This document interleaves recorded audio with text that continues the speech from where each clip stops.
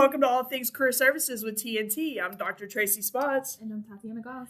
And we got a good one for you today, friends. We got Bree here from marketing. Bree, what do you do? So I'm the digital marketing coordinator for BCTC. How exciting. Well, we're excited that you're here with us today. Are you ready to get started? I am. All right. Okay, so from your perspective in digital marketing, how does social media shape the way college students see themselves in their lives? I think this could be like a really positive thing, but it can also be something that could be negative.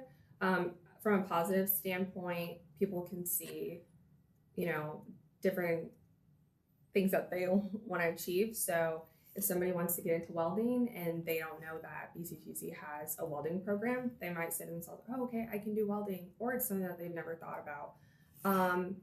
And then like a negative could be, people are comparing themselves so much to other people that, you can either change your major or, you just don't really know where you want to be because you're so stuck on seeing what other people are doing. What should students understand about how content is created and curated on social media? Everything is thought about. When in marketing, I usually come up with a plan or I have a shot list when we are making videos, and I can post them today or I can post them 2 weeks from now, but you'll never know when it was actually filmed unless you were there. And when we're thinking about, being on social media, it just shows that you don't really know what's real and what's fake. So why do you think comparison happens so easily on platforms like Instagram or TikTok? Because Instagram and TikTok are, like social media in general, it's a digital diary. I'm only showing you what I want you to see. And when you're on TikTok, for example, whenever I scroll on TikTok, I'm scrolling, and sometimes I will see a TikTok and then I'll go through the comments and I'll see someone in the comments. I think they look cool. I click on their profile. Then I see things in their life, and then I might click on a hashtag, and that leads to another video. And so within that short time span, you've seen so many different videos and so many different perspectives of other people's lives that you're bound to come across a video that you think to yourself, okay, I wish I had that in my life. But as far as comparing that to your own life, if I see somebody, I'm 31, so if I see somebody at 31, they're living in a huge house, I might say to myself, okay, well, what are they doing that I'm not doing? And yeah. So you kind of touched on this a little bit just a second ago, but what are some common things students compare, like academic, social life, and internships, and how can that impact them? I can relate to this one because I went through this. So my senior year of high school, I got really sick and I started having kidney issues. So I decided to take it was supposed to be a 6-month hiatus. So I'd apply to a college, and at the time I was applying to the University of North Alabama, and take that 6-month gap to be able to get better.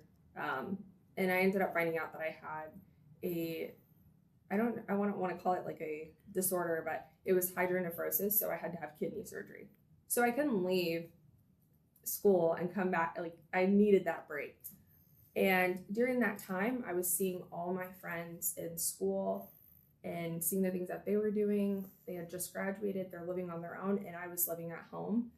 And then the icing on the cake is my dad got deployed right before I was going to leave to go to school, and which would have been the spring semester. And I saw my friends doing more things within the spring semester. So now I'm a year out from not being in school, and I'm saying to myself, what am I doing? Why I'm only working, and why am I not taking classes? Why am I not doing these different things? So when I did eventually go to school the next fall, I felt like I was behind, and it sucked because I was seeing other people who were younger than me excelling more than I was, or so I thought. But I think that it is very common to see other people doing things in school and feeling like you are behind. So it's definitely common to feel like that. But I would just say a a lot of these things can impact you, but it can also be a positive. You know, that delay actually helped me in my life because I ended up transferring schools, and I think all the people that I met along the way, they were there at that time in that place that I needed them. So I think it is very common. And another thing is I hear a lot of students here because it is BCTC and it's non-traditional. So you see different students from different aspects of life, and they also feel like they're behind. So that's, I think the biggest thing is seeing people compare where they are versus where they want to be. When we talk about comparison and impact, how can constant comparison affect confidence, motivation, or even mental health during college? I think that, you know, if you're like, we don't know what's going on in other people's lives. And if we're constantly viewing somebody else, it's going to take our drive, it's going to remove that drive that you have within yourself. So I think it can also really disrupt your mental health.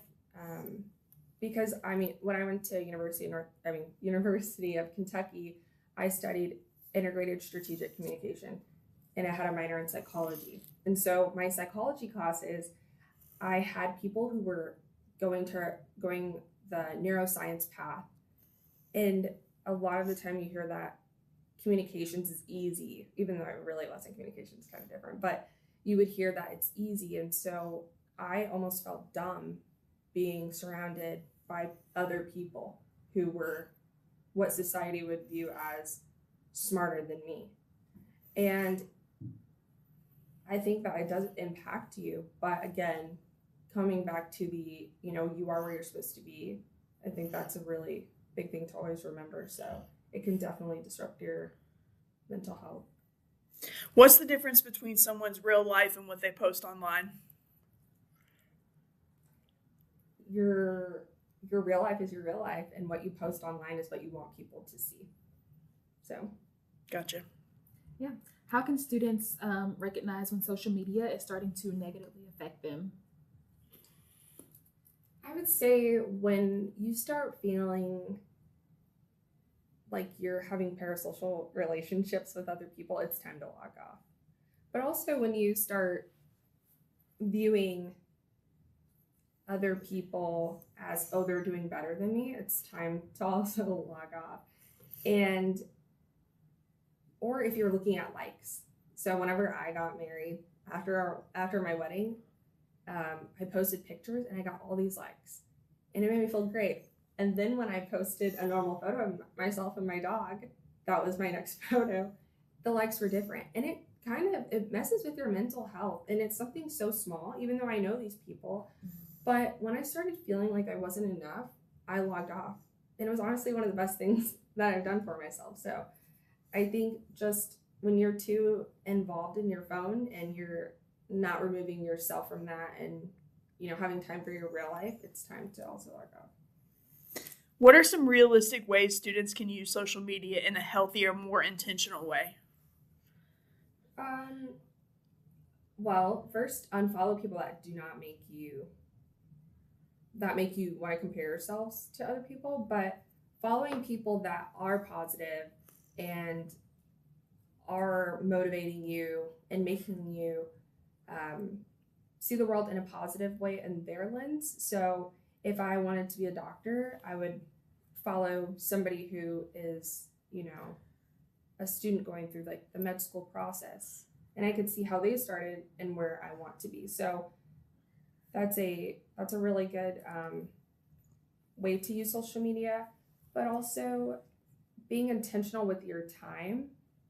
Using screen time is a really good idea. I have a screen time app that I use, and it shuts off all my apps, and I can actually go in there and not just the apps, but like the Safari side of things. And I put in what website. So if I don't want to be on Instagram, it'll block the Instagram app, but it'll also block Instagram on Safari. And it's really interesting. Even if you use private browsing, it still works all the way around. And it's really nice because I'm not motivated to want to get on there, but it also is allowing me to be intentional with my time online and offline. And also just using social media as a way to network with people is a really good idea, because you never know who you could come across, and you never know how those connections can help you later on. True. How can students balance using social media professionally without falling into comparison? I know you mentioned like networking and like using screen time. Yeah, I think all that kind of ties in with it. But reaching out to people if you want a job with a person. So if I wanted to work at BCTC, I could reach out to the hiring manager, and even if I was still in school, just ask like the director of marketing, hey, how do you like your job? What do you like doing at BCTC, or what's a day in the life like with you here? So I think that's a good way.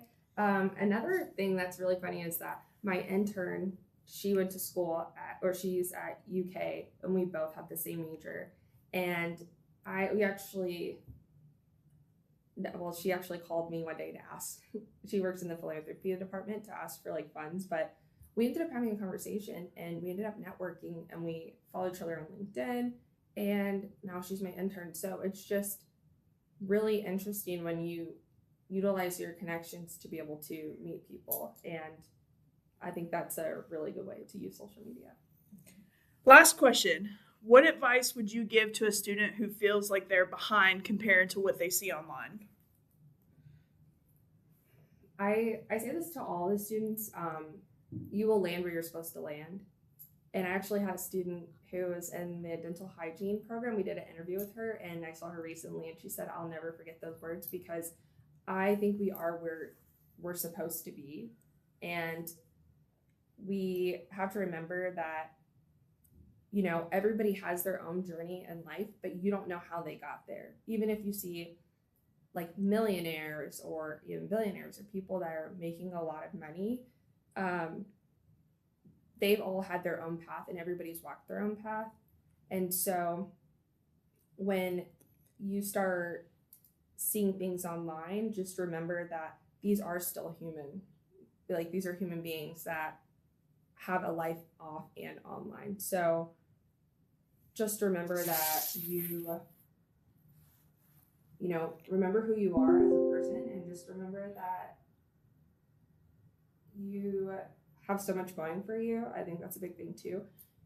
And if you are comparing, it shows that there is some type of drive within you to want to be better.